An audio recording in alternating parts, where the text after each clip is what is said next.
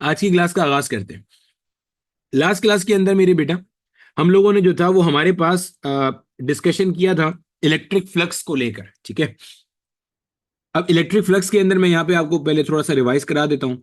हमने ये बात की थी कि the number of electrical lines of force that are crossing a surface place perpendicular to it, उसको हम कहते हैं इलेक्ट्रिक फ्लक्स।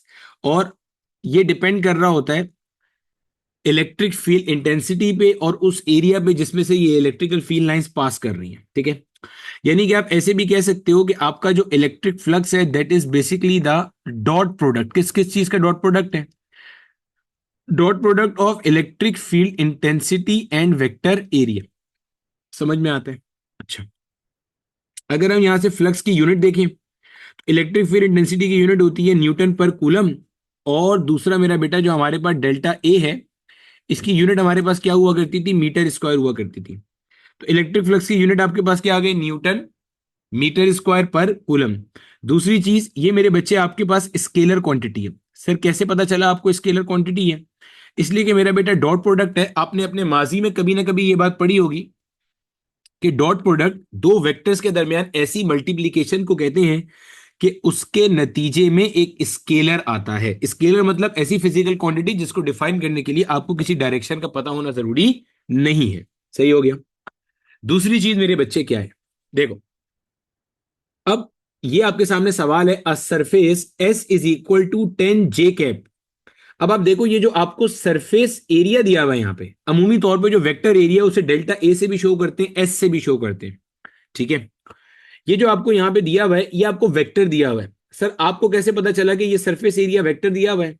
मेरे बेटा आप आगे देखो, जो उसने लिखा है वो क्या लिखा है? 10 j कैप लिखा है। 10 j कैप लिखा है। जब आप 10 j कैप को देखोगे तो देखो आपको आई कैप, जे कैप नजर आ रहा है, के कैप नजर आ रहा है। ये यूनिट वेक्टर है और यूनिट वेक्टर का काम होता है डायरेक्शन बताना।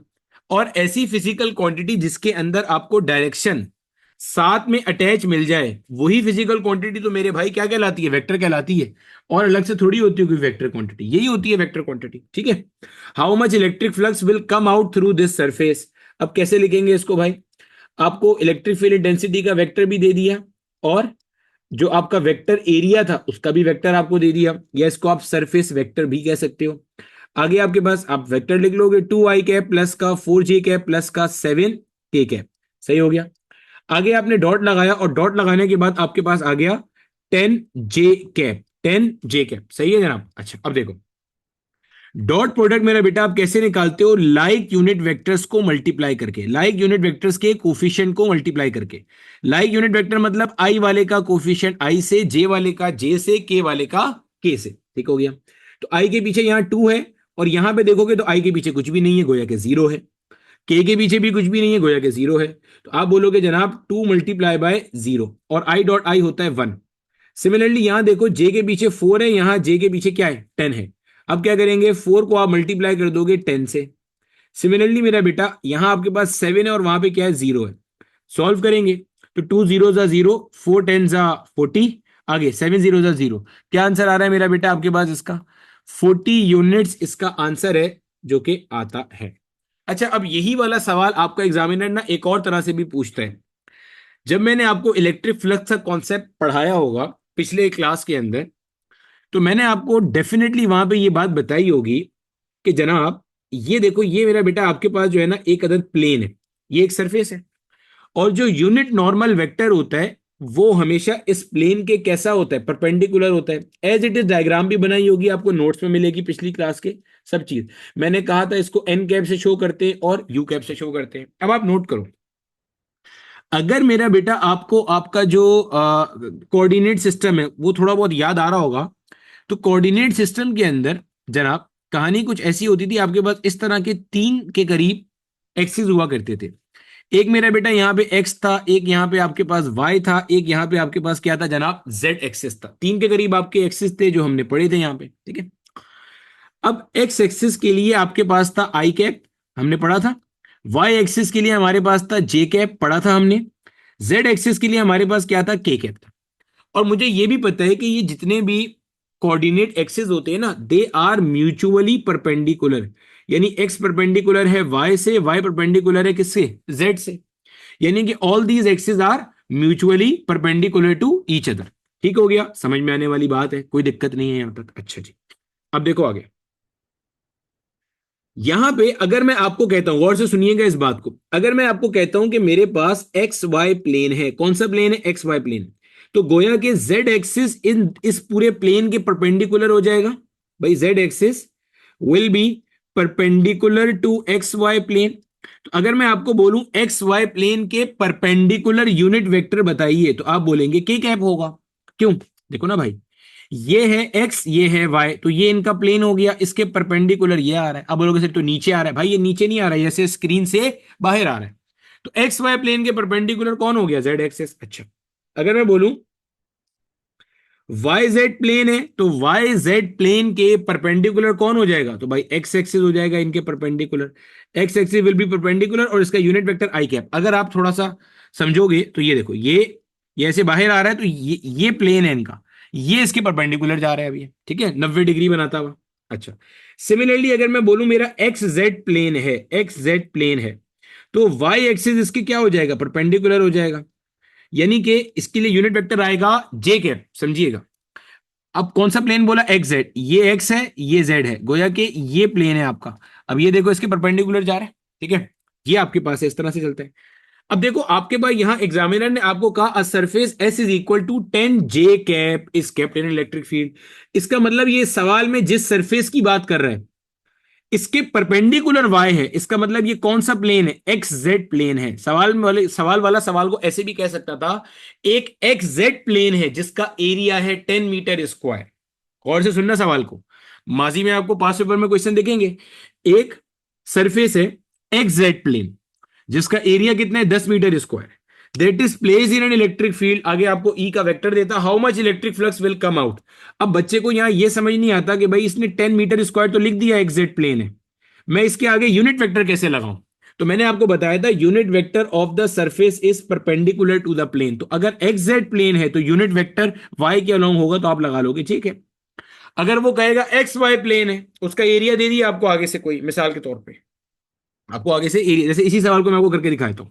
अगर मैं इसी सवाल के अंदर इलेक्ट्रिक फील्ड इंटेंसिटी का वेक्टर लेता हूं, मिसाल दे रहा हूं, समझना, यही मेरा इलेक्ट्रिक फील्ड इंटेंसिटी का वेक्टर है 2,4,7। अच्छा, ऐसे भी लिखा मिल सकता है ये 2,4,7। वही बात है भाई, पहले वाला आई कैप, दूसरा वाला जे कैप, तीसरा वाला के कैप। जो मैथ्स वाले उन्होंने डेफिनेटली अपने पास ऑर्डर्ड पेयर नोटेशन पढ़ी होगी, तो ये कोऑर्डिनेट सिस्टम को ही ऑर्डर्ड पेयर नोटेशन में रिप्रेजेंट करने का एक तरीका होता है, ठीक है। आगे चल के पोलर कोऑर्डिनेट और सिलेंड्रिकल कोऑर्डिनेट सिस्टम भी पढ़ लोगे जब थोड़ा बड़े हो जाओगे। ये आ गया इलेक्ट्रिक फील्ड इंटेंसिटी है आपके पास। अब मैं कहता हूं यार एक एक्स वाई प्लेन है, और इस एक्स वाई प्लेन का जो एरिया है वो मिसाल के तौर पे आपको दिया हुआ है 4 मीटर स्क्वायर। सही हो गया, ये आपको बता दिया इसने। आपने इसे इस इलेक्ट्रिक फील्ड इंटेंसिटी, इस इलेक्ट्रिक फील्ड में जाके रख दिया, आपने फ्लक्स कैलकुलेट करना है। अब देखो फ्लक्स का फॉर्मूला क्या है? ई डॉट डेल्टा ए। समझना गौर से बात को, ई की जगह क्या आएगा भाई? 2 I कैप प्लस का 4 J कैप प्लस का 7 K कैप, डॉट लगाओगे। और अब एक्स वाई प्लेन है, अगर मान लो ये मेरे पास मिसाल के तौर पे, ये मिसाल के तौर पे मेरे पास एक्स एक्सिस है, ये मान लो वाई एक्सिस है, तो इसके परपेंडिकुलर ये कौन सा एक्सिस होगा? Z axis. और जेड का यूनिट वेक्टर क्या हो जाता है? के कैप हो जाता है। गोया ये मेरे पास क्या हो जाएगा? इस तरीके से आ जाएगा। तो मेरे भाई ये इस तरह से बनेगा यहां पे 4 K कैप। कैसे पता चला के कैप लेना है? भाई एक्स वाई प्लेन था ना, तो एक्स वाई प्लेन के अंदर जो आपके पास उसका परपेंडिकुलर होता है वो कितना हो जाएगा? के कैप हो जाएगा। अब क्या करेंगे? आई वाला आई से, जे से और के से, तो जनाब यहाँ पे आप 7 को 4 से मल्टीप्लाई कर दोगे तो 4 7 = 28 यूनिट्स या न्यूटन मीटर स्क्वायर पर कूलम। यहां तक मुझे बता दो बच्चे, सब चीज क्लियर है? तो मैं आगे अपना आज का मेन टॉपिक स्टार्ट करूं, ये तो एक सवाल पहले का बाकी था। बोलो भैया, समझ आ गया सबको यहां तक?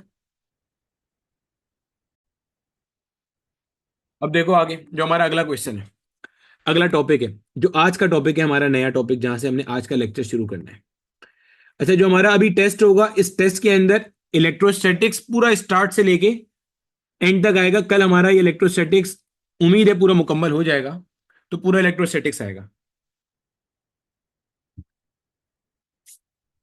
अब देख लो भाई, गॉस का लॉ क्या कहता है आपको, या गॉसेस लॉ है क्या? अब देखो समझो, ये हमारा आज का टॉपिक है। जितने लोगों की पहली वाली क्लास है वो यहां से समझना शुरू करें। देखो अब देखो बच्चे, हमें ये बात पता है कि अगर मान लो ये मेरे पास एक कोई सोर्स चार्ज है, तो इस सोर्स चार्ज की जो इलेक्ट्रिक फील्ड इंटेंसिटी है, इससे थोड़े फासले के ऊपर मान लो मैं इस सोर्स चार्ज की वजह से यहां पे कितनी इलेक्ट्रिक फील्ड एग्जिस्ट कर रही है वो मुझे कैलकुलेट करना है। ये कोई डिस्टेंस है इस पॉइंट जहां पे इलेक्ट्रिक फील्ड निकाल रहा हूं और ई के दरमियान में।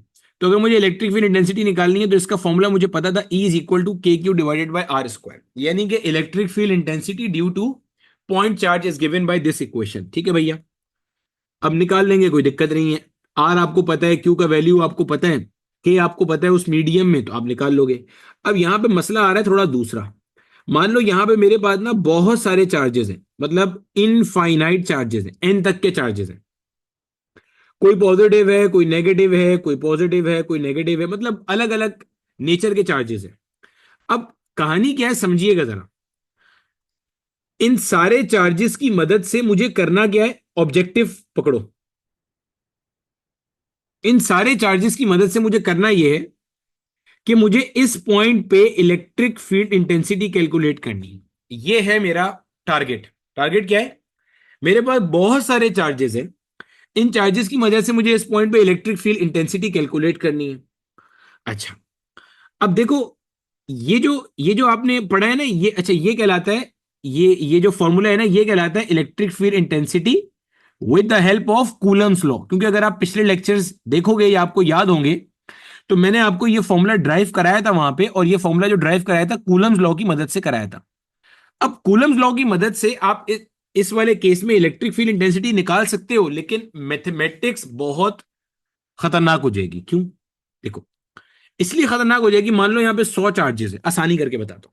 तो एक चार्ज की मदद से यहां पे जो इलेक्ट्रिक फील्ड इंटेंसिटी चाहिए वो पहले निकालोगे, फिर दूसरे की मदद से चाहिए वो निकालोगे, फिर दोनों को ऐड करोगे वेक्टर फॉर्म में, पढ़ा था हमने, फिर इसकी निकालोगे, फिर इन दोनों के रिजल्टेंट में ऐड करोगे वेक्टर फॉर्म में, फिर इसकी निकालोगे, फिर इन तीनों के रिजल्टेंट में ऐड करोगे वेक्टर फॉर्म में। इस तरह करते करते चलोगे तो ये आपके लिए है प्रॉब्लम। अब यहां पे आता है हमारे पास गॉसेस लॉ। गॉसेस लॉ क्या करता है, एक तरह से आपको एक शॉर्टकट प्रोवाइड करता है। और ये क्या करता है, अगर आपके पास बल्क में आपके पास क्लस्टर ऑफ चार्जेस हैं, बहुत सारे चार्जेस हैं, तो आपको एक साथ इलेक्ट्रिक फील्ड इंटेंसिटी निकालने में हेल्प आउट करता है। कैसे करता है? आपको पता है पॉजिटिव चार्ज के लिए फ्लक्स आउटवर्ड जाता है, नेगेटिव चार्ज के लिए फ्लक्स इनवर्ड जाता है। पता है ना, ये बात तो पढ़ के आए हैं। पॉजिटिव चार्ज के लिए फ्लक्स आउटवर्ड आ रहा है, नेगेटिव चार्ज के लिए फ्लक्स इनवर्ड जा रहा है।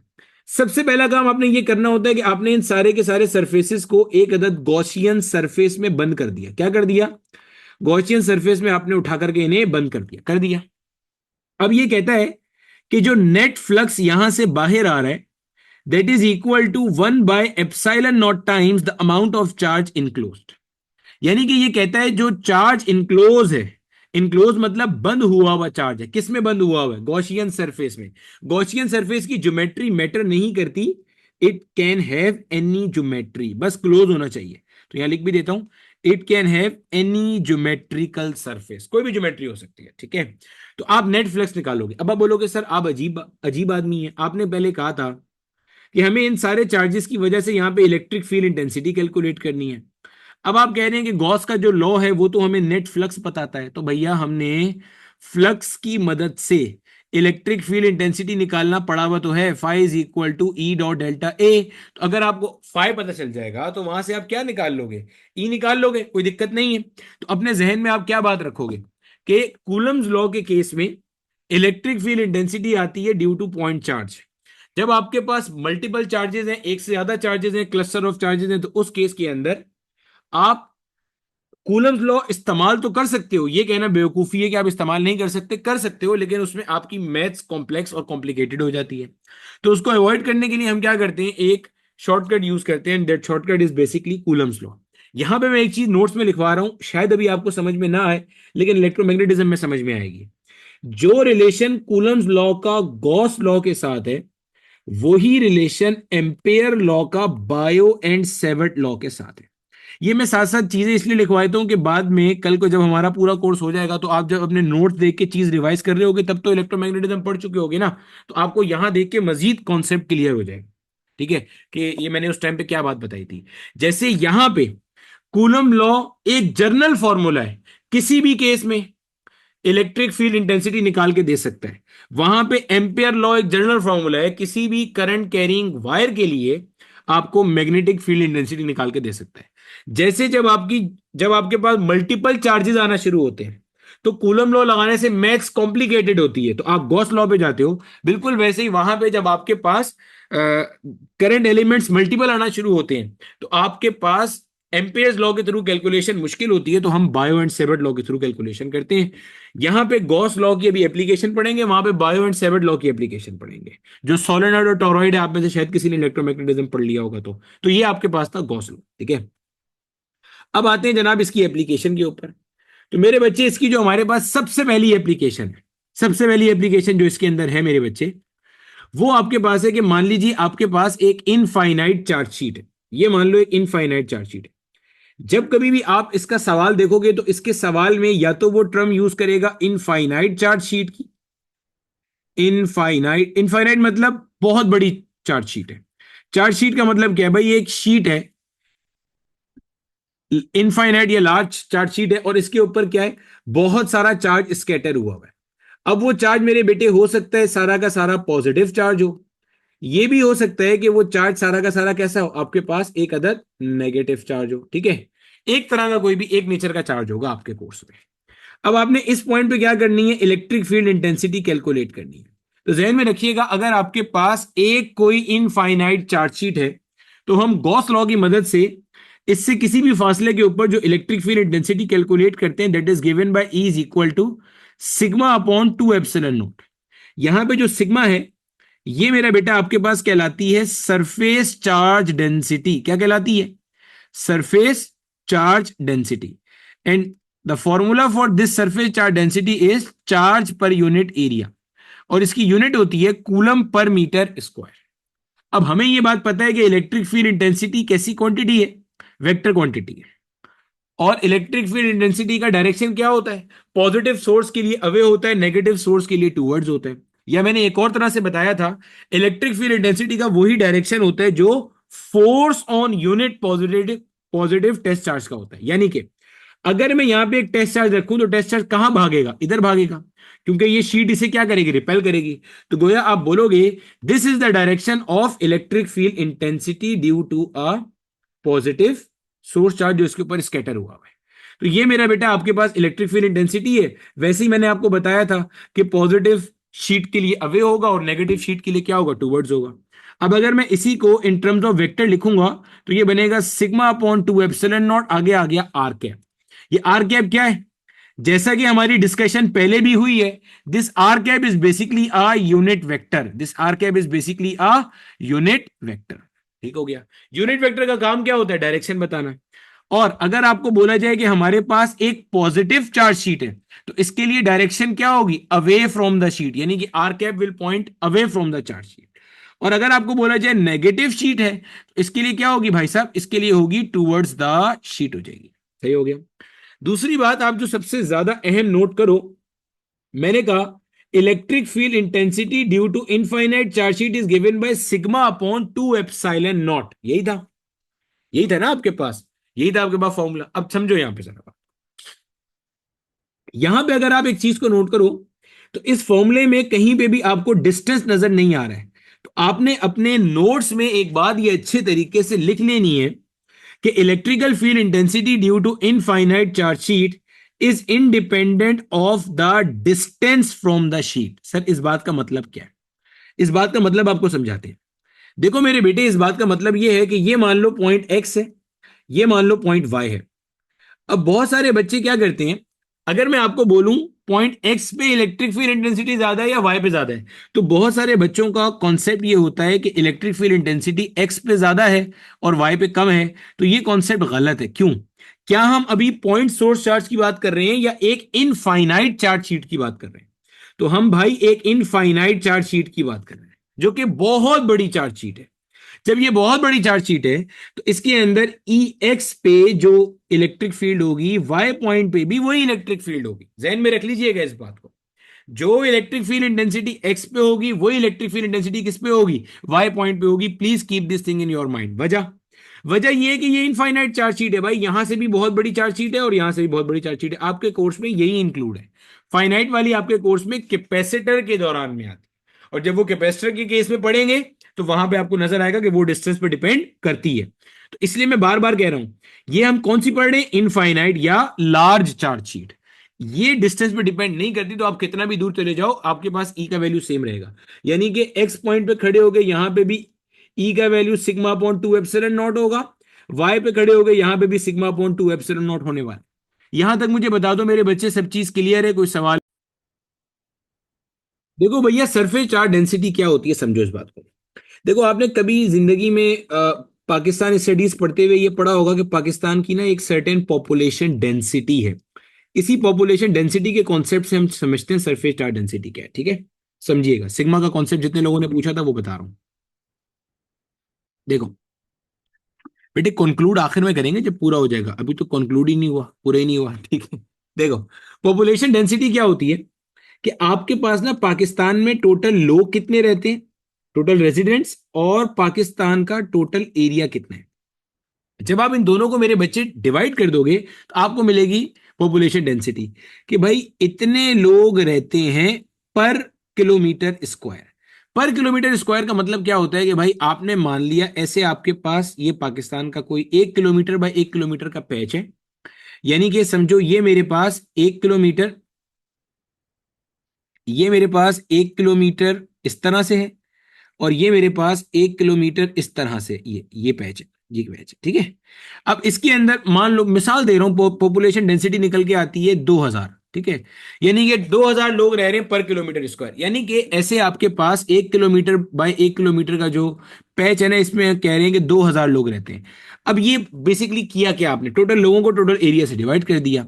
अब जाहिर सी बात है, ये जो पैच है, इस पैच के अंदर कहीं ना कहीं गटर भी आ रहा होगा, इस पैच में कहीं रोड भी आ रहा होगा, इस पैच में कहीं ब्रिज भी आ रहा होगा, इस पैच में कहीं मान लो अगर पंजाब का इलाका है तो कोई दरिया भी बह रहा होगा, कोई नहर बह रही होगी। तो अब लाजमी थोड़ी है वहां पे भी 2000 लोग रह रहे हो। आपने किया क्या, आपने सिर्फ एक एवरेज वैल्यू बता दिया कि भाई पर किलोमीटर स्क्वायर पे कितने लोग रह रहे हैं, तो यही काम यहां किया। ये जो एक बहुत बड़ी चार्ट शीट थी, इसके टोटल एरिया को क्या करा भाई, टोटल चार्ज चार्ज को एरिया से डिवाइड कर दिया। इससे क्या हुआ, आपको सरफेस चार्ज डेंसिटी पता चल गई कि पर यूनिट एरिया पे कितना चार्ज स्कैटर हुआ है। तो जितने लोगों का ये सवाल था सिग्मा वाला, वो समझ में आ गया। बाकी डायरेक्शन की जहां तक बात है, तो पॉजिटिव चार्ज शीट के लिए अवे फ्रॉम द शीट होगा, और नेगेटिव के लिए टूवर्ड्स होगा। क्लियर हो गया? परमिटिविटी क्या होती है बेटे, वो ऑलरेडी पढ़ाया हुआ है पीछे। डिफरेंट मीडियम्स भी हो सकते हैं, बिल्कुल हो सकते हैं, ठीक है? चलो, अच्छा, एक चीज से परेशान नहीं हुआ करो कि सर हमारा क्वेश्चन नहीं मिला आपको। भाई सबके क्वेश्चन मिल रहे होते हैं, क्वेश्चन में सिर्फ वही जवाब देता हूं जो मुझे लगता है काम के क्वेश्चन है, या ऐसे क्वेश्चन है जिनका मैं पहले कई दफा जवाब नहीं दे चुका, ठीक है?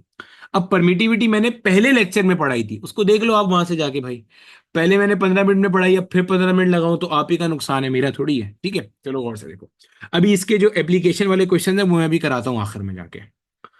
अच्छा जी, अब मेरा बेटा हमारे पास इसकी आते हैं, हम सेकंड एप्लीकेशन की तरफ आते हैं उठ करके, ठीक है? सेकंड एप्लीकेशन क्या है, और दूसरी चीज मैं आपको हर दफा लेक्चर में ये बात कह के जाता हूं, फिर रिपीट कर रहा हूं, लेक्चर के दौरान, मेरे लेक्चर के दौरान खास तौर पे नोट्स नहीं बनाया करो, क्योंकि यहां पे आप वो फिजिक्स पढ़ रहे होते हो जो आपने जिंदगी में पहले नहीं सुनी होती ना देखी होती है। आज तक आपने फिजिक्स तो सिर्फ रट्टा मारा है या रट्टे वाली चीज समझा है, यहां आप जिंदगी में पहली बार चीज को कॉन्सेप्चुअल पढ़ रहे होते हो। नोट्स नहीं बनाया करो, अपने दिमाग को मल्टीटास्किंग में फंसाने के बजाय एक टास्क करो, सिर्फ लेक्चर को सुनने का। एक रफ कॉपी लेके बैठो बस, और लेक्चर को सुनते जाओ। नोट्स बनाओ बाद में, ये पूरे पीडीएफ भी आपको दूंगा मैं, रिकॉर्डिंग भी आपको दूंगा, सब चीज आपको दूंगा। सिर्फ और सिर्फ नोट बनाते जाओ, लेक्चर को रफ रफ कॉपी में सॉल्व करते जाओ अगर कोई क्वेश्चन में दूं, अदरवाइज सिर्फ सुनते जाओ बस, और कोई काम नहीं करो यहाँ पे साथ साथ, ठीक है? जब आपको ये रिकॉर्डिंग मिल जाए उसको डाउनलोड कर लो अपने पास, करना चाहो तो मेरी डाउनलोडिंग इनेबल होती है, हालांकि पॉलिसी नहीं है लेकिन मेरी फिर भी इनेबल होती है डाउनलोडिंग, ठीक है? डाउनलोड करो उसको आप, और रिकॉर्डिंग से देख के तब आप नोट्स बनाने की तरफ जाओ। अब देखो हमारे पास जो इसका शीट नंबर 2 है, या एप्लीकेशन नंबर 2 है, अब इसको गौर से देखना, इससे भी हमारे क्वेश्चन बनते हैं। और वो जो मैंने ऊपर डिस्टेंस वाला पॉइंट बताया था, वो डिस्टेंस वाला पॉइंट मैं फिर से बताऊंगा अभी यहाँ पे, गौर से देखना क्या पॉइंट मैंने बताया था, देखो। अब ये मान लो मेरा बेटा अपने पास है 2 शीट्स, ठीक है? अब मेरे बच्चे, मैंने इन 2 शीट्स के ऊपर क्या किया, अच्छा अभी ये जाहिर सी बात है हम गॉस लॉ की एप्लीकेशन पढ़ रहे हैं, तो ये इनफाइनाइट चार्ट शीट है, परेशान नहीं हो जाना इससे कि बीच में फाइनाइट आ गई, फाइनाइट वाइनाइट नहीं है, सारी की सारी इनफाइनाइट चार्ट शीट है। ठीक है भैया, देखो जरा, अब ये मेरे बच्चे हमारे पास एक के ऊपर एक के ऊपर सारा का सारा पॉजिटिव चार्ज है, और एक के ऊपर सारा का सारा क्या है मेरे भाई, नेगेटिव चार्ज स्कैटर हुआ हुआ है। ठीक है, अब मुझे कहा क्या जा रहा है, मुझे कहा जा रहा है कि भाई दरमियान में इस पॉइंट पे इलेक्ट्रिक फील्ड इंटेंसिटी आप कैलकुलेट करके बता दो, इसको पॉइंट ए कह देते हैं। सही है, अच्छा भाई निकालते हैं। इलेक्ट्रिक फील्ड इंटेंसिटी किसी भी पॉइंट पे निकालने के लिए क्या करते हैं भाई, टेस्ट चार्ज प्लेस करते हैं। भाई कर दिया प्लेस टेस्ट चार्ज। अब कोई बोले सर ये कैसे पता आपको, भाई ये सब प्रीवियस लेक्चर में आया हुआ है, ऑलरेडी कराई हुई है, कितने हजारों क्वेश्चन सॉल्व करा दिए वहां पे यार। ठीक है, अब देखो, इसको मैंने कह दिया ये हमारे पास है मिसाल के तौर पे शीट नंबर 1, और ये मैंने कह दिया शीट नंबर 2। अब सबसे पहला काम मुझे ये करना है कि electric field intensity due to sheet 1 और ड्यू टू शीट 2 की मैंने डायरेक्शन बतानी है। सही है, अब देखो भाई, ये जो शीट नंबर 1 है, इसने इस पॉइंट पे इस टेस्ट चार्ज को क्या करना है, तो रिपेल करना है। तो भाई ये डायरेक्शन आ गया आपके पास electric field intensity due to sheet number 1 का। सही है, अब देखो यहां पे शीट नंबर 2 ने इसको क्या करना है, शीट नंबर 2 ने इसे अपने पास अट्रैक्ट करना है, ये आ गया डायरेक्शन। अब देखो, अगर किसी को ये डायरेक्शन समझ में नहीं आया कि कैसे निकाला है मैंने ये डायरेक्शन, ऑल्दो कि मैं अगेन बता देता हूं मैंने कैसे निकाला है, लेकिन मैं आपको ना ये प्रॉब्लम समझा रहा हूं कि प्रॉब्लम कहां पे आ रही है, आपको समझ में क्यों नहीं आ रहा होता। देखो, अगर किसी को यह समझ में नहीं आया डायरेक्शन क्या है, तो इसका मतलब यह कि जो मैंने प्रीवियस क्वेश्चन दिए थे करने को वो उसने नहीं किए हैं। सही है, ये उसका सीधा सीधा वजह है। अगर आपने वो क्वेश्चन किए हुए तो हर क्वेश्चन में हमने यही काम तो किया था। देखो डायरेक्शन कैसे निकाला है, ये आपकी चार्ज शीट है, इस पे पॉजिटिव चार्ज है, ये टेस्ट चार्ज हमेशा पॉजिटिव होता है। इस शीट ने इस टेस्ट चार्ज को क्या करना है, रिपेल करना है, गोया ये डायरेक्शन आएगा। डायरेक्शन हमेशा उसकी रिस्पेक्ट से निकाला जाता है जो फोर्स लगा रहा होता है, तो भाई ये फोर्स लगा रहा है इसके ऊपर, निकाल ली डायरेक्शन, सीखी थी हमने पहले। अब ये आ गया E1 का डायरेक्शन, ये आ गया E2 का डायरेक्शन, क्योंकि नेगेटिव वाला इसे क्या करेगा भाई, अट्रैक्ट करेगा।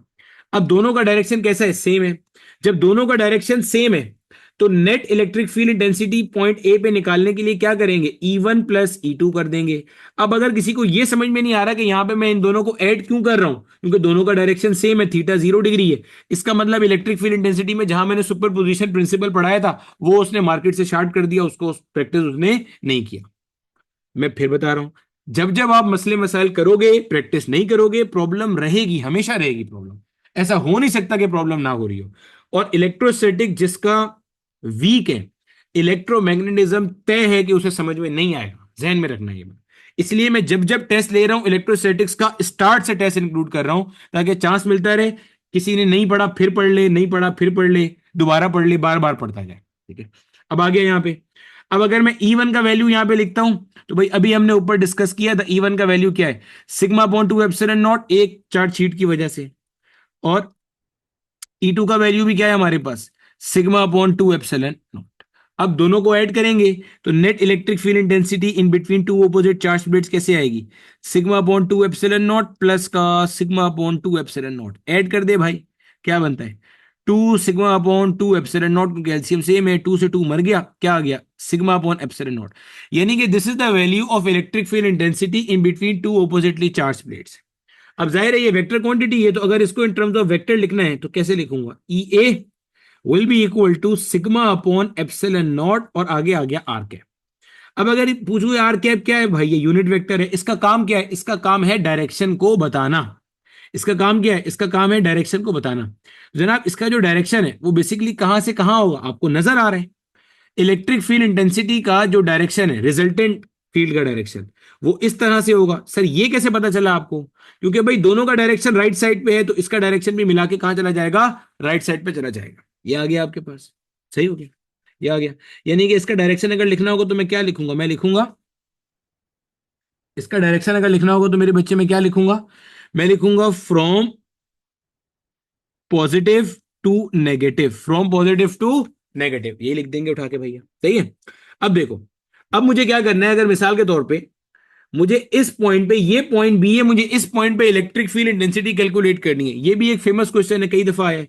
ये जो आपने अभी ई कैलकुलेट किया है ना, जो मैं आपको पहले डिस्टेंस वाला बात बता रहा था, पहले वो रिवाइज करता हूं, सुन लो भाई। अगर यहां पे मैं कोई पॉइंट मान लो एक्स मान लेता हूं, अगर मैं बोलूं एक्स पॉइंट के ऊपर मुझे नेट इलेक्ट्रिक फील्ड बताओ, तो भाई जहन में रखना electric field intensity at point x भी कितनी आएगी, सिग्मा अपॉन एप्सिलॉन नॉट आएगी, और डायरेक्शन वही होगा फ्रॉम पॉजिटिव टू नेगेटिव। क्यों सर?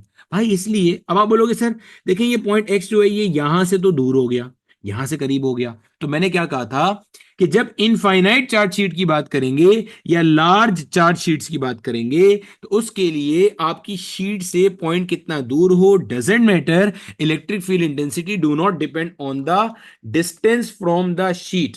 ठीक है जनाब, यहां तक की बात हमें समझ में आ गई।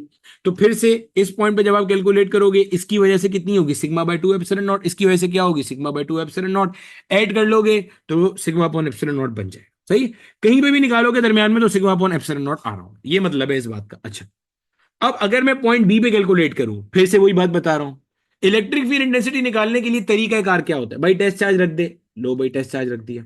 अच्छा, अब फिर से निकालो भाई, आपने शीट नंबर 1 की वजह से अगर इलेक्ट्रिक फील्ड इंटेंसिटी निकालनी है तो शीट 1 स्ट्रेस चार्ज को क्या करने वाली है भाई, शीट 1 तो स्ट्रेस चार्ज को करने वाली है रिपेल, समझ में आने वाली बात है।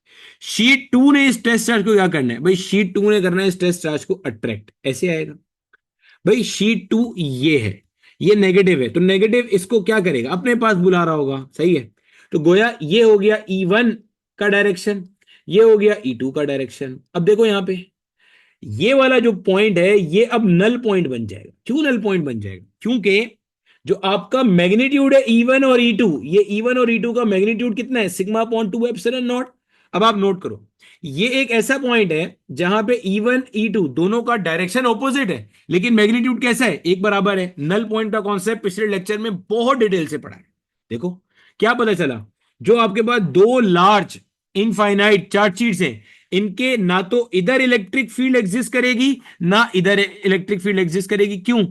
क्योंकि आपके पास नल पॉइंट बना है या नल रीजन बन रहा होगा, क्योंकि नेट इलेक्ट्रिक फील्ड जीरो हो रही होगी, क्योंकि डायरेक्शन ऑपोजिट होगी, और मैग्नीट्यूड इलेक्ट्रिक फील्ड का कैसा होगा, सेम हो जाएगा उठ करके।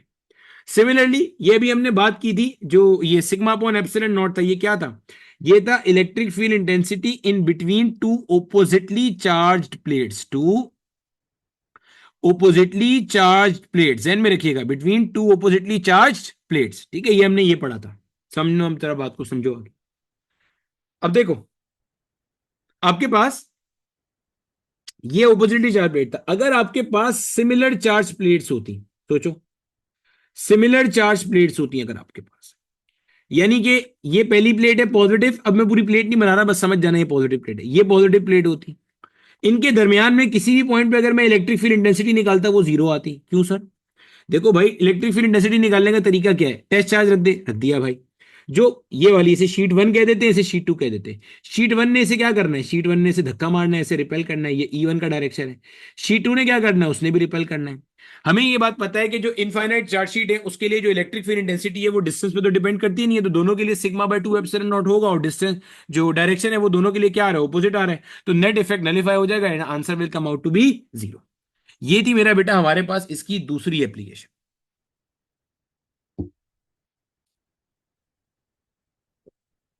अब चलते हैं इसकी तीसरी एप्लीकेशन में। तीसरी एप्लीकेशन के अंदर हमारे पास एक मान लो होलो चार्ज स्फेयर है। ये आपके पास एक स्फेयर है और इसके सरफेस के ऊपर जो है ना वो चार्ज स्कैटर हुआ हुआ है इस तरह से, ये ठीक है।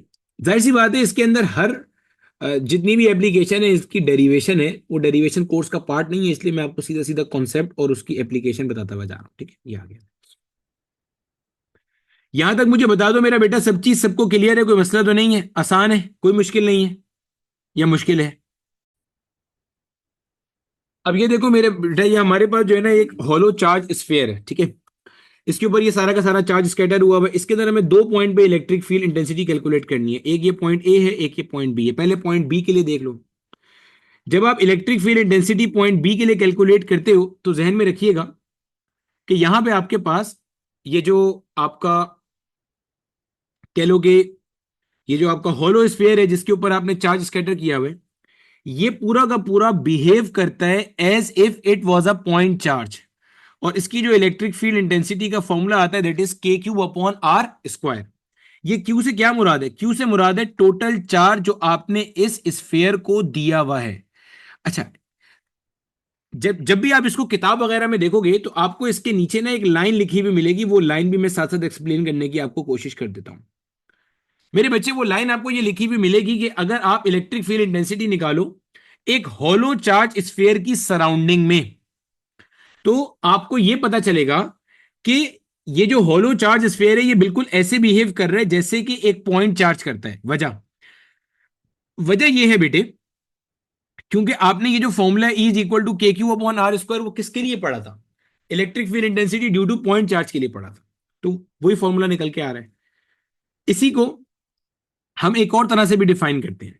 ये जो मान लो ये जो आपका स्फीयर है, इस स्फीयर का अपना कोई सर्टेन रेडियस है। मान लेते हैं इस स्फीयर का जो अपना एक सर्टेन रेडियस है दैट इज आर। और ये जो आपका पॉइंट बी है, इस पॉइंट बी का स्फीयर के सेंटर से जो फासला है, यहां से यहां तक का जो मेरा बेटा आपके पास फासला है, इस फासले को मान लेते हैं कि भाई दिस फासला इज स्मॉल आर। दिस फासला इज स्मॉल आर, ठीक है। अब ये जो पॉइंट बी है ना, इसको डिफाइन करने का एक तरीका ये भी होता है कि when r is greater than the radius, यानी कि अभी जो आप बात कर रहे हो ये आउटसाइड द स्फीयर की बात कर रहे हो। तो आउटसाइड द स्फीयर के अंदर आपका जो स्फीयर है वो ऐसे बिहेव करेगा as if all the charge was concentrated at the centre and it will behave like a point charge. अब अगर पॉइंट ए पे निकालें तो भाई पॉइंट ए को पहले तो ये ध्यान में रखो, आप क्या कह सकते हो, आप inside the charge sphere calculation कर रहे हो। पॉइंट ए का मतलब क्या है कि आप inside the charge sphere calculation कर रहे हो।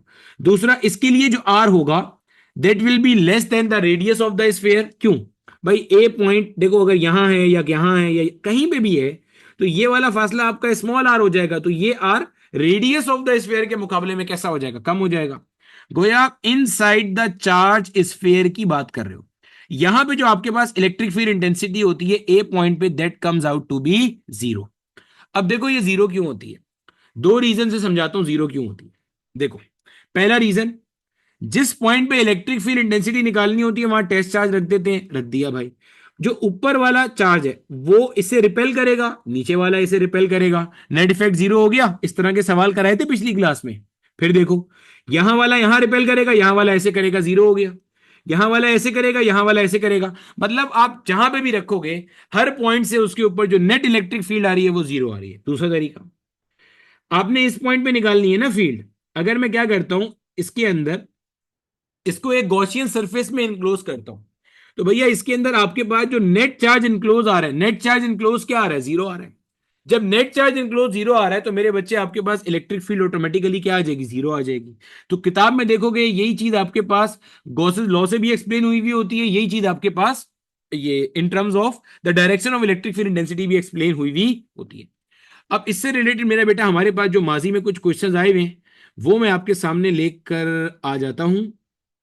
ठीक है, अब ये देखो मेरा बेटा, ये हमारे पास एक सवाल है जो कि आगा खान के पास पेपर से लिया गया है। ठीक है, अच्छा सवाल है एक। अब बार बार जो मैं कहता हूं ना प्रैक्टिस शीट को अच्छे से करो, सब चीजों को करो। कहता क्या है? A large plane sheet of charge having surface charge density 5 × 10⁻⁻⁶। तो मैं जरा सही करके लिख दूं, दिस इज 5 × 10⁻⁻⁶। एक मिनट दो, जरा इसको सही कर दें। 5 × 10⁻⁻, इसको कर देते हैं -6। और आगे मेरा बेटा आपको इसकी यूनिट दी हुई है, where unit is coulomb per metre square. किसकी यूनिट है ये? Coulomb per metre square. Surface charge density की, lies in x y plane. Find the electric flux through the circular area of radius 0.1 metre if normal to the circular area makes an angle of 60 degree with the z axis. अब देखो ये सवाल है। अब आपको मजेदार बात अगर मैं बताऊं ना, तो जितना टॉपिक हमने अभी पिछली क्लास में पढ़ा था, जितना टॉपिक हमने अभी आज की क्लास में पढ़ा है, ये सब का सब टॉपिक इसके अंदर शामिल हो रहा है। मतलब सब टॉपिक को मिला के क्वेश्चन पूछा गया है। सवाल देखो, मैं आपको सवाल सॉल्व कराता हूं। कहता है क्या है मेरे बच्चे? क्वेश्चन कहता है, और सवाल आपको मिलेगा जब आप आगा खान की रिक्रिएशन देखोगे, AKU की पास पेपर की रिक्रिएशन 2013 की। कहता है अ लार्ज प्लेन शीट, एक लार्ज प्लेन शीट है। अब ना आहिस्ता आहिस्ता सवाल को डिकोड करना सीखो। लार्ज प्लेन शीट मतलब यहीं पे रुक जाओ, इसका मतलब आपको पता चल गया इनफाइनाइट चार्ज शीट की बात कर रहे हैं। क्यों? देखो ऊपर नोट में मैंने आपको क्या बात लिखवाई थी। मैंने आपको लिखा था एग्जामिनर जो है दो तरह से पूछता है ये सवाल, लिखा था एज इट इज। बार बार कहता हूं नोट तमीज से बनाओ लेक्चर को सुन के। नोट्स में हर वो चीज आपको मिल जाएगी जो लेक्चर में कभी आपसे पूछी जाएगी। कहता है large plane sheet of charge having surface charge density, ये आपको सरफेस चार्ज डेंसिटी दे दी कितनी है, 5 × 10⁻⁻⁶ coulomb per metre square, lies in x y plane. अब एक्स वाई प्लेन में है, अच्छा जी। फाइंड द इलेक्ट्रिक फ्लक्स, अब इलेक्ट्रिक फ्लक्स निकालना है। इलेक्ट्रिक फ्लक्स निकालने का फॉर्मूला याद कर लो, क्या होता था, phi is equal to E dot delta A, याद है ई डेल्टा ए। फिर जब इसे ओपन करते हैं फाई को तो क्या बनता है, phi is equal to E delta A cos of theta, कुछ ऐसा बनता है हिसाब किताब है, सही है। आपको कहते हैं एक सर्कुलर एरिया है, आपको अब जो एरिया दिया है वो कैसा है, circular area of radius 0.1 metre, if the normal to the circular area makes an angle of 60 degree with the z axis. अच्छा अब ये क्या इसमें बीच में आ गया, चलो मैं आपको डायग्राम बना के दिखाता हूं।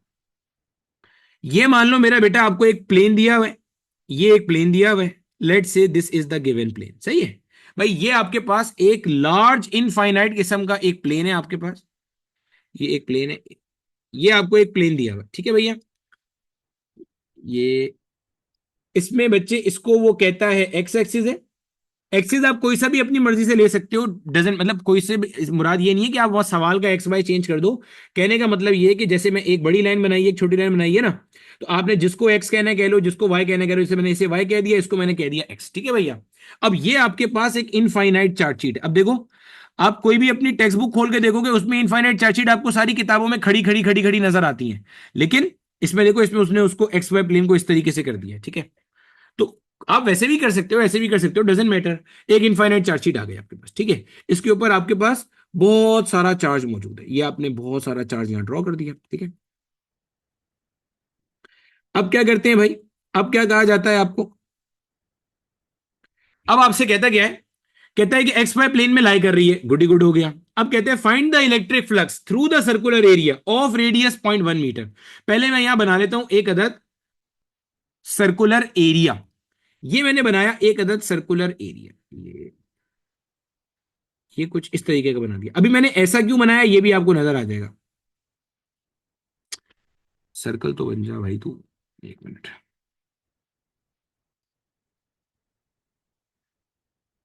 एक मिनट दो, दो बच्चे जरा मैं इसको सर्कल बना दूं वापस। इसको यहां से, बे भाई,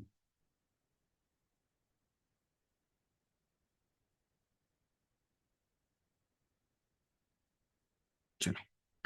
अब देखो बच्चे यहां से हमने ले लिया एक अदद सर्कल, अब समझ ना रहा देखो, ये मेरा बेटा मान लो हमारे पास एक सर्कल है, ठीक है। और ये सर्कल जो है ना ये थोड़ा सा, यार इसको कैसे करा जाए, जो चीज समझानी है ना ताकि समझ में आ जाए, ये सर्कल जो है ना बच्चे थोड़ा सा शिफ्ट हुआ हुआ है, ठीक है।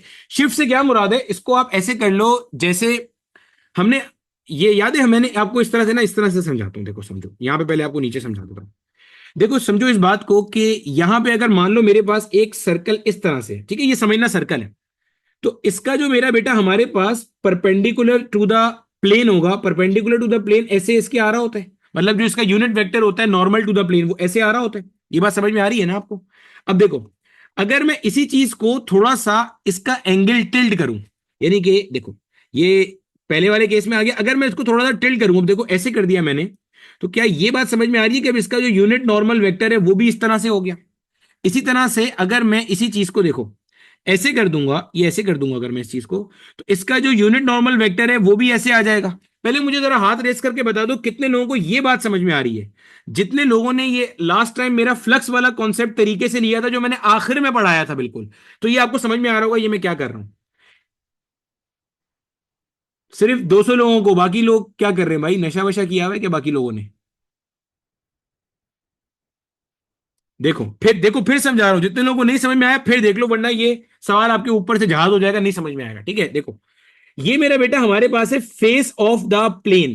प्लेन क्या होता है, टू डायमेंशनल एरिया होता है, तो ये टू डायमेंशनल एरिया है। अब मैं क्या कर रहा हूं, इसको देखो टिल्ट करता जा रहा हूं, किसके साथ टिल्ट कर रहा हूं, देखो यहां पे अगर मैं आपको कोई एक एक्सिस बना के दिखाऊं कि भाई मान लो ये कोई एक्सिस है, तो देखो पहले वाले केस के अंदर मेरा एक्सिस के साथ कोई एंगल नहीं था, लेकिन अब वाले केस में देखो यहाँ पे एक एंगल बन गया है, और अगर मैं यहां पे भी एक एक्सिस ड्रॉ करूं तो भाई यहां वाले केस में आपको नजर आ रहा है मेरा एक्सिस का एंगल कितना हो गया, 90 डिग्री हो गया है। तो ये बेसिकली मैं समझाना चाह रहा था आपको, ठीक है।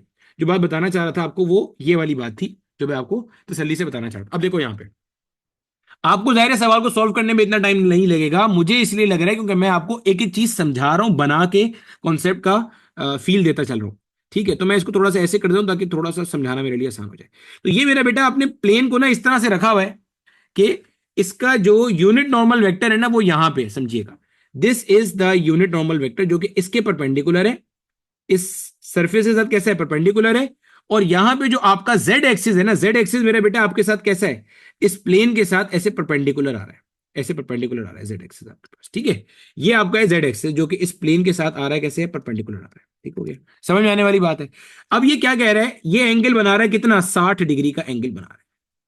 और अगर मैं आपसे बोलूं ये क्या चीज है, तो ये एन कैप है, या आप कहोगे ये के कैप है। क्यों, एन कैप क्या होता है, unit normal vector perpendicular to the plane. सही हो गया, ये आपके पास क्या हो गया, एन कैप हो गया, जो कि कितना एंगल बना रहा है, इसके साथ एंगल बना रहा है 60 डिग्री। अब सवाल पढ़ो क्या लिखा हुआ है वापस। सवाल में कह रहे हैं large plane of sheet having surface charge density 5 into 10⁻⁻6 lies in x y plane, find the electric flux through a circular area of 0.1 metre if the normal to the circular area makes an angle of 60 degree with z axis. सही हो गया, अब बना लो भाई। यहां पे आपके पास आएगा ई की जगह पे आप क्या लिखोगे, ई की जगह पे आप लिखोगे sigma upon 2 epsilon not. Sir ये क्यों लिखा आपने, क्योंकि इनफाइनाइट चार्ज शीट है, इनफाइनाइट चार्ज शीट का जो ई होता है उसका वैल्यू ऐसे निकलता है। आगे क्या है, डेल्टा ए, ये सर्कल की बात कर रहा है, और सर्कल का जो एरिया होता है that is given by pi r square. यहां पे आपके पास आ गया पाई, यहां पे आपके पास आ गया आर का स्क्वायर, आर कितना है मेरे बच्चे, 0.1, ऊपर आ गया स्क्वायर।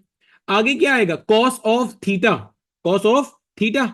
अब थीटा यहां पे क्या होता है, हमने पढ़ा था, थीटा आपके पास एंगल होता है इलेक्ट्रिक फील्ड इंटेंसिटी और यूनिट वेक्टर के दरमियान में। तो देख लो, ये मेरा बेटा आपके पास इलेक्ट्रिक फील्ड इंटेंसिटी है, ये जो मैंने ब्लू कलर से बनाई है ये इलेक्ट्रिक फील्ड इंटेंसिटी है। अब कोई बोलेगा सर अभी तो आप इसे कह रहे थे जेड एक्सिस, तो ये इलेक्ट्रिक फील्ड इंटेंसिटी कैसे हो गई, मेरे भाई ऐसे हो गई कि ये एक्स वाई प्लेन में शीट रखी हुई है। जो जो आपकी शीट होती है, अभी पढ़ाया था, इससे जो इलेक्ट्रिक फील्ड लाइंस होती हैं वो ऐसे जा रही होती है ना, तो जब शीट ऐसे रखी हुई है तो जो आपकी इलेक्ट्रिक फील्ड है वो अलोंग जेड एक्सिस आ रही होगी, तो ये यूनिट नॉर्मल वेक्टर आ गया आपके पास, ठीक है। अब आ गया कॉस थीटा, एंगल कितना बना रहा है, 60 डिग्री बना रहा है, हो गया कॉस ऑफ 60 डिग्री। अब क्या करेंगे भाई, अब आपने इसे सॉल्व करना है, सिंप्लीफाई करना है। सिग्मा की जगह पे आप लगाओगे 5 इंटू 10⁻⁶, अपॉन में आपके पास आ गया 2 × 8.85 into 10 raise to the power minus का 12, मल्टीप्लाई बाय पाई को आप लिख सकते हो 3.142 होता है, आप 3 पे राउंड ऑफ कर लेना। 0.1 का स्क्वायर का मतलब हो गया आप 1/10 का स्क्वायर कर दोगे उठा करके। और आगे आ रहा है कॉस 60 डिग्री, कॉस 60 डिग्री आपके पास कितना होता है, 1/2 होता है। जब आप इसको सिंप्लीफाई करोगे तो आपके पास जो आंसर आएगा वो आएगा 4.44, अप्रोक्सीमेट बता देता हूं, 4.4 इंटू 10⁻³ न्यूटन मीटर स्क्वायर पर कूलम। ये मेरा बेटा आपके पास आंसर आ रहा होगा। बता दो भाई कितने लोग हैं जिन्हें अभी तक का ये टॉपिक समझ में आ गया, कैलकुलेशन आपकी जिम्मेदारी है, आप तसल्ली से करते रहना। बोलो भाई कितने लोगों को समझ में आ गया। हाँ भाई, फील हो रहा है कॉन्सेप्ट कैसे जो है ना वो मिला के चीजें बन जाता है, देखो। बल्कि मेरे ज्यादा प्रॉब्लम होते हैं भाई, ठीक है। मेरा एक छोटा सा 1 साल का बच्चा भी है, मुझे उसके साथ भी टाइम स्पेंड करना पड़ता है। तुम्हारे साथ तो भी मेरा नहीं ख्याल ये वाले प्रॉब्लम होंगे, खैर इसको प्रॉब्लम तो नहीं कहेंगे, लेकिन टाइम देना पड़ता है ना हर जगह पे। तो तुम्हें तो सिर्फ पढ़ना है, तसल्ली से पढ़ो यार, क्या टेंशन है। देखो बच्चे, अगर आप इसमें स्टक हुए हो ना कि चीजों को मैनेज कैसे करेंगे, तो भाई चीजों को मैनेज करने का तरीकेकार बहुत सिंपल सा होता है, मैं आपको बता देता हूँ। आप ना एक प्रायोरिटी लिस्ट सेट कर लो, आप ना एक कोई भी एक डायरी या कोई नोटबुक या कोई रफ पेपर लो, उसमें देखो कि आपका दिन का टाइम कहाँ जाता है। फिर आप देखो कि आपके 1 1.5 साल के करियर के अंदर अभी जो भी आपका अभी टाइम फेस चल रहा है, इसमें आपके 1 1.5 साल में किन चीजों की अहमियत है। आप उसके बराबर में कॉलम डाल के लिख लो, अगर आप इसको 1 साल के लिए छोड़ दो तो आपकी जिंदगी पे क्या फर्क पड़ेगा। उसमें जो आपका सोशल मीडिया उसको क्विट करने पे या स्किप करने पे आपकी जिंदगी में कोई फर्क नहीं पड़ेगा। मतलब बखुदा आज तक ऐसा नहीं होगा, कभी ऐसा नहीं होगा कि अगर आप 1 महीने के लिए फेसबुक बंद कर दो तो वहां से वो जो आपका मार्क जिंगर बर्गर है वो जो है ना आपको कॉल करके बोले कि यार फेसबुक का बहुत नुकसान हो रहा है, अल्लाह के वास्ते तू अपनी फेसबुक ऑन कर ले। ऐसा नहीं होगा। या इंस्टा पे आप कोई सस्ती सी रील्स लगा रहे हो तो उसका कोई फायदा होगा? कोई फायदा नहीं होगा उसका, ठीक है। चलो अब देखो, तो आप प्रायोरिटाइज करो चीजों को। क्या कहते हैं आगे? Two large thin metal plates are placed parallel and close to each other on their inner faces. अब देखो यहां पे मैं एक छोटी सी डायग्राम बना लेता हूं ताकि आपको ना आइडिया भी होता चला जाए कि हम क्या बात कर रहे हैं। देखो ये मैंने बना लिया भाई, ये आ गया, ठीक है भैया। कहता है on their inner faces the plates have surface charge densities of opposite science. मतलब भाई एक को पॉजिटिव कह दिया, एक को नेगेटिव कह दिया, भाई यही मतलब है। और मैग्नीट्यूड आपको दे दिया 1.77 into 10 raised to the power -11। और आगे क्या आएगा? कूलम पर मीटर स्क्वायर, यही है ना भाई, charge per unit area. What is the electric field to the left of the plate? भाई इस पॉइंट के ऊपर, ये जो शीट 1 है इसे कहते हैं शीट 1, इसे अपन लोग कह देते हैं शीट 2। ये जो शीट 1 है ये इसे क्या करेगा? ये इसे रिपेल करेगा। भाई कैसे निकालते हैं? टेस्ट चार्ज रखोगे। शीट 2 क्या करना है? शीट 2 को देखो नेगेटिव रखा हुआ है तो उसे अट्रैक्ट कर लेगा।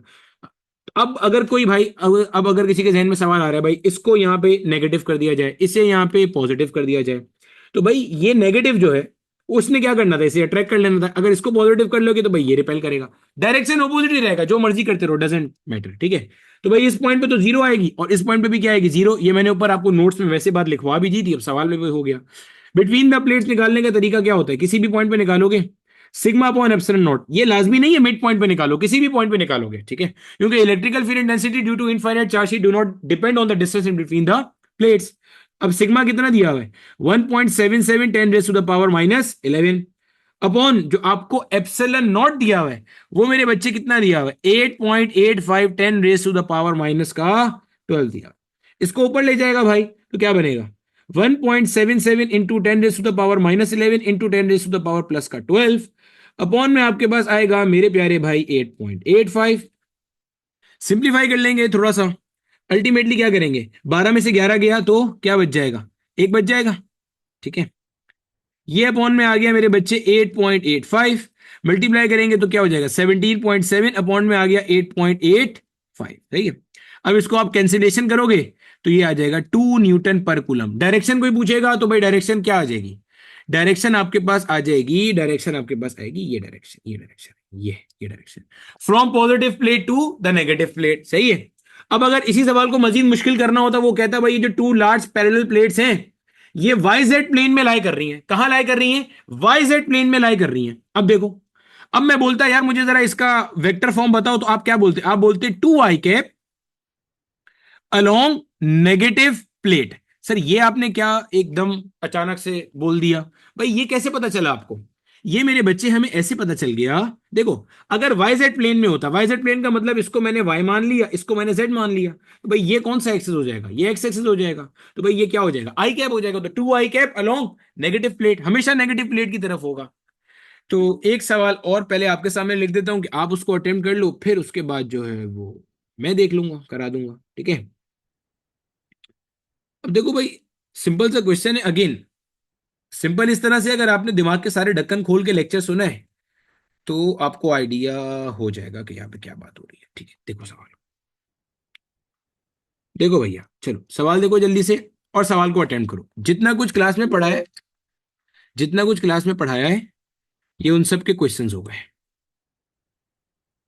बाकी मैंने टॉपिकल प्रैक्टिस शीट पूरे चैप्टर की अपलोड कर दी है आपकी ड्राइव में। देखो बच्चे आपके पास ये कराया जा रहा है, कैपेसिटर और पोटेंशियल का टॉपिक कल पढ़ेंगे इंशाल्लाह। कहते हैं a thin spherical shell, shell वो होता है जो अंदर से खाली होता है, जिसे होलो स्फीयर कह सकते हो आप, of metal has a radius of 0.25 metre and carries a charge of 0.2 micro coulomb. आपने गोया इसके सरफेस पे 0.2 माइक्रो कूलम का चार्ज दिया हुआ है। Calculate the electric intensity at 3 metre from the centre of the shell. अब देखो आपको जो रेडियस ऑफ द शेल दिया हुआ है वो कितना दिया हुआ है? 0.25 मीटर दिया हुआ है। और आपको जो कैलकुलेशन करने के लिए बोल रहा है इलेक्ट्रिक फील्ड इंटेंसिटी की, वो कहां पे करने के लिए बोल रहा है? 3 मीटर पे। तो आपको ये बात नजर आ रही है, r is greater than capital R. यानी कि ये वो वाला केस है जिसके अंदर आपका जो पूरा का पूरा हॉलो चार्ज स्फीयर है दैट विल बिहेव के एज ए पॉइंट चार्ज, जो हमने पढ़ा था अभी केस, ठीक है। तो क्या बन जाएगा? E will be equal to k q divided by r square. अब के कितना है? 9 इंटू 10 पावर 9 क्यू कितना है 0.2 माइक्रो कूलम, तो 0.2 इंटू 10⁻⁻6 अपॉन में आपके पास जो आर है, आर कितना है 3 मीटर है, तो 3 का स्क्वायर कितना हो जाएगा 9। 9 से 9 आपके पास मर गया, ये हो जाएगा आपके पास 0.2 मल्टीप्लाई बाय 9 में से 6, 9 में से आप 6 को निकालोगे तो क्या बन जाएगा भाई 3 आ जाएगा। क्या आ गया? और यूनिट क्या है न्यूटन पर कूलम। ऐसे भी लिख सकते हो इसको, चाहो तो ऐसे लिख लो 2 इंटू 10⁻2 न्यूटन पर कूलम, ये भी सही है। चाहो तो ऐसे लिख लो 200 न्यूटन पर कूलम, ये भी सही है। ये मेरा बेटा हमारे पास गॉसेस लॉ की एप्लीकेशन थी। अभी ये चैप्टर मुकम्मल नहीं हुआ, अभी इसमें पोटेंशियल और ये सारे कॉन्सेप्ट्स बाकी हैं।